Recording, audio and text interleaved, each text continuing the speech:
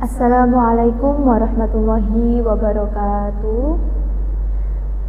Selamat siang untuk anak-anakku sekalian kelas 12F1. Hari ini kita akan melaksanakan pembelajaran TKA secara daring ya. Jadi nanti Bu Arfi akan menyampaikan materi, mohon disimak dengan baik. Okay? Hari ini kita akan melanjutkan pembelajaran TKA mata pelajaran kimia. Minggu lalu kita sudah membahas tentang satu soal yang kaitannya dengan golongan, kemudian periode dan juga bilangan kuantum. Hari ini kita membahas soal nomor 2 ya. Filenya sudah Bu Arfi kirimkan di grup, jadi nanti bisa sambil melihat soalnya sambil memperhatikan penjelasan yang akan Bu Arfi sampaikan ya. Untuk soal nomor 2, di situ perhatikan tabel periodik unsur berikut. Jadi ada suatu tabel periodik, kemudian ada 5 unsur yang belum diketahui letaknya. Kita diminta untuk mengidentifikasi dari masing-masing unsur tersebut terletak di golongan berapa dan juga periode berapa. Nah, perlu kita ingat bahwa dalam tabel periodik ini, golongan adalah letak unsur yang dikelompokkan berdasarkan vertikal ya. Jadi dari atas ke bawah ini merupakan satu golongan. Dan untuk periode itu merupakan satu baris yang horizontal ya. Dari kiri ke kanan ini merupakan satu periode. Sehingga kemarin kita sudah belajar bahwa golongan itu terbagi menjadi 2. Ada golongan utama. Golongan utama itu ada golongan 1A, golongan 2A, kemudian golongan 3, 4, 5, 6, dan 7, kemudian golongan 8A. Itu golongan utama, golongan A ya. Kemudian golongan B ini adalah disebut juga sebagai golongan transisi. Kemarin kita sudah belajar begitu ya. Dan untuk periode, ada periode 1 merupakan baris pertama, periode 2 merupakan baris kedua, dan seterusnya ya. Nah, di dalam soal tersebut berdasarkan letaknya dalam tabel periodik unsur, manakah jenis unsur yang sesuai dengan nomor atom dan konfigurasi elektronnya? Pilihlah jawaban yang benar. Jawaban benar bisa lebih dari 1. Nah, ini merupakan contoh soal yang jawaban benarnya lebih dari 1. Berarti ini pilihan ganda kompleks ya. Oke, kita punya 5 unsur dengan nomor atom yang berbeda, dengan konfigurasi atom yang berbeda. Nah, dari situ kita bisa menyimpulkan ya. Misalkan unsur L dengan nomor atom 9, konfigurasi elektronnya 1s2, 2s2, 2p5, itu terletak pada golongan berapa dan juga pada periode berapa. Apakah sama dengan gambar pada tabel periodik tersebut? Oke, kita cocokkan bersama-sama ya.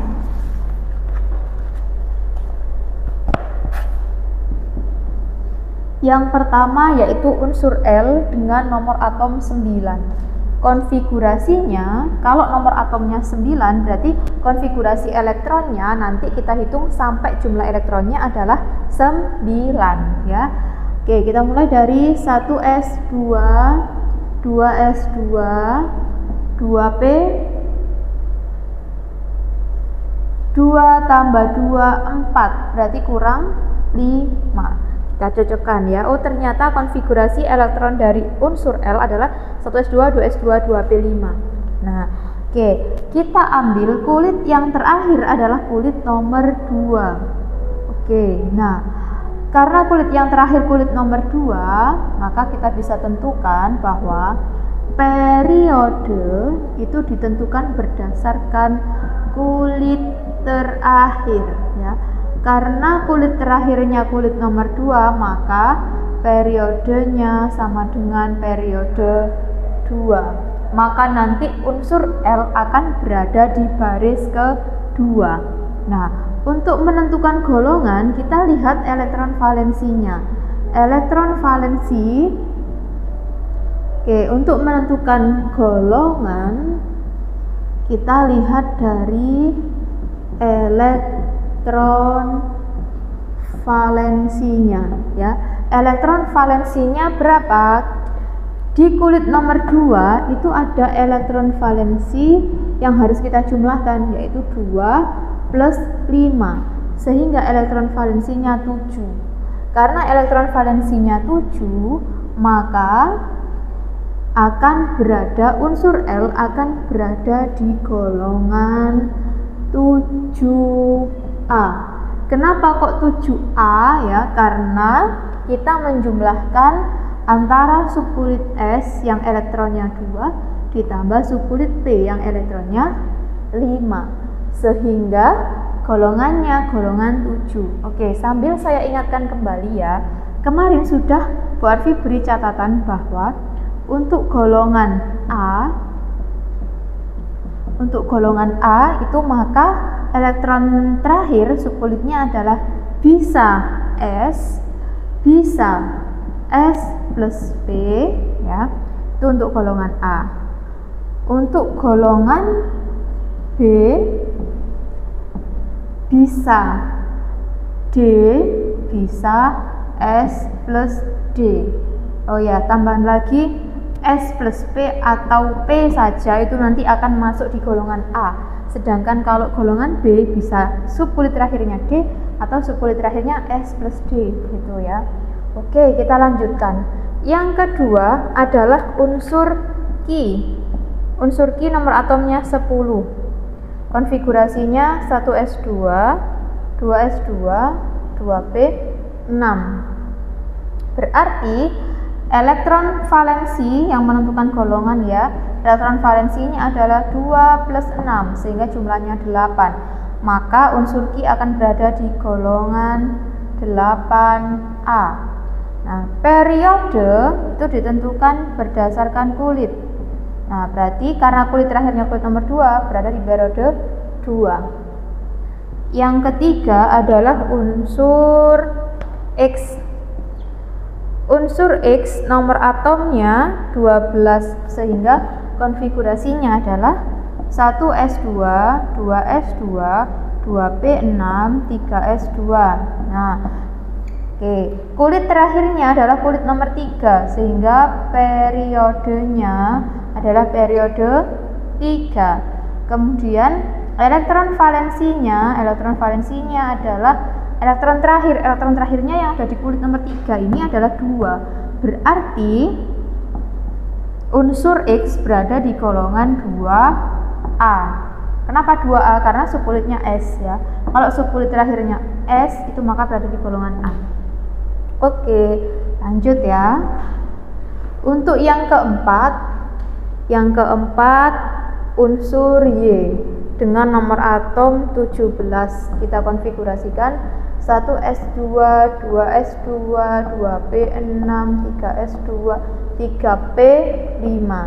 Nah, kita lihat kulit terakhirnya adalah kulit nomor 3. Di kulit nomor 3 ini ada subkulit S, ada subkulit P, sehingga subkulit ini elektron valensinya kita jumlahkan 2 tambah 5 sama dengan 7, sehingga berada di golongan 7A. Periode berapa? Periode adalah dilihat dari kulit terakhirnya, maka berada di periode 3.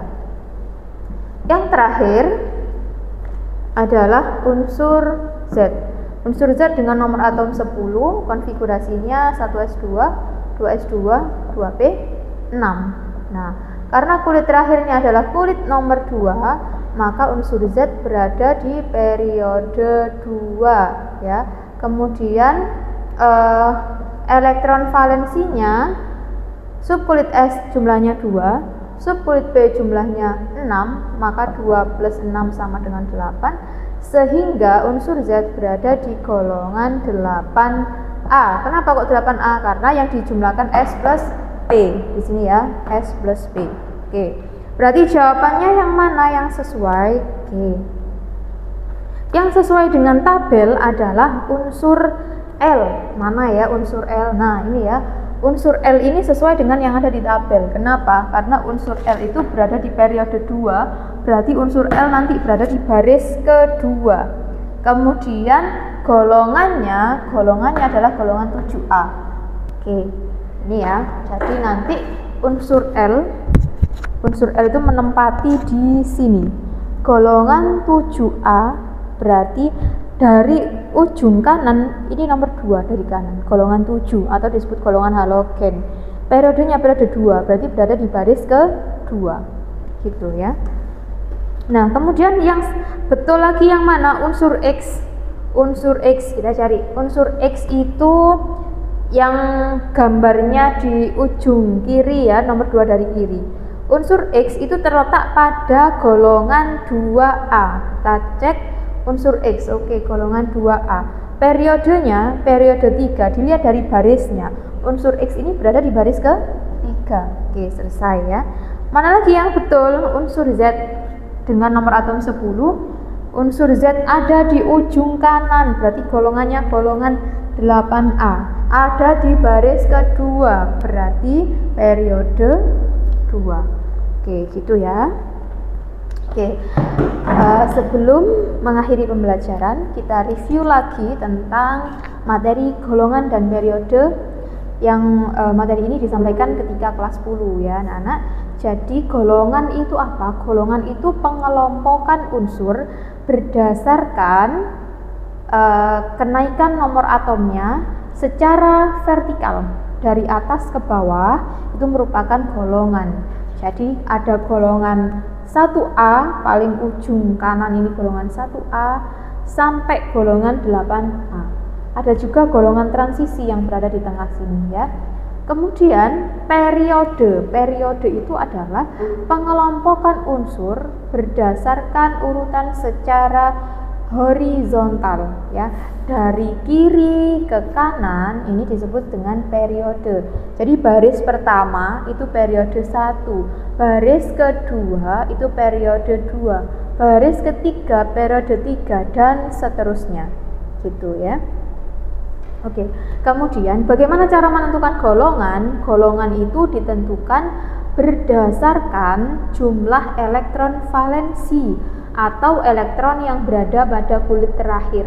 Jadi kalau ada suatu unsur ya, unsurnya kita konfigurasikan dulu elektronnya, kita tentukan elektron terakhirnya, kulit terakhirnya yang mana. Kalau sudah menentukan kulit terakhir, kita bisa menentukan elektron valensi atau elektron yang berada pada kulit terakhir. Ya, golongan ditentukan berdasarkan elektron valensi. Kalau elektron valensinya 2, berarti berada di golongan 2. Oke, kemudian untuk periode ditentukan dari kulit terakhirnya.